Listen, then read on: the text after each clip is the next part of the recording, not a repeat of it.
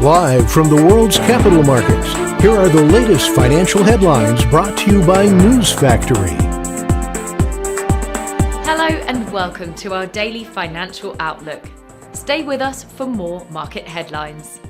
The euro-dollar pair fell 0.5% in the last session. The MACD is giving a positive signal, which matches our overall technical analysis.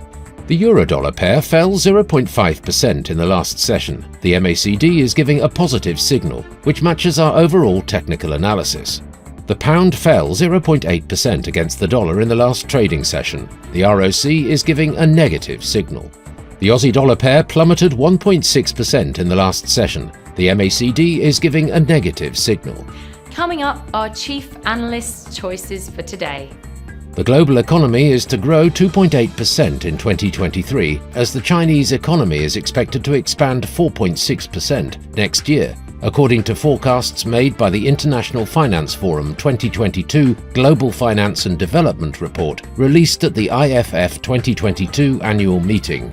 Customers whose money is locked up on trading and lending platform Genesis and who have taken legal advice on the matter currently account for some $1.8 billion of loans, according to a person familiar with the situation. And that number looks like it will continue to grow. The New Zealand government said it will introduce a law that will require big online digital companies such as Alphabet Inc.'s Google and Meta Platforms Inc. to pay New Zealand media companies for the local news content that appears on their feeds. Those were today's major economic events, and now moving on to world financial headlines. The US API weekly crude oil stock will be released at 21:30 GMT.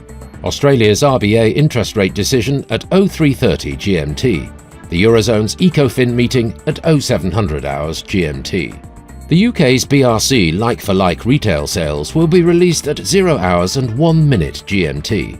Australia's RBA rate statement at 03:30 GMT. Japan's JP foreign reserves at 23:50 GMT. We hope that you've enjoyed Tuesday's financial report. On behalf of all of us here, we wish you a productive trading day. Be sure to join us tomorrow morning for the latest news and events from the financial markets.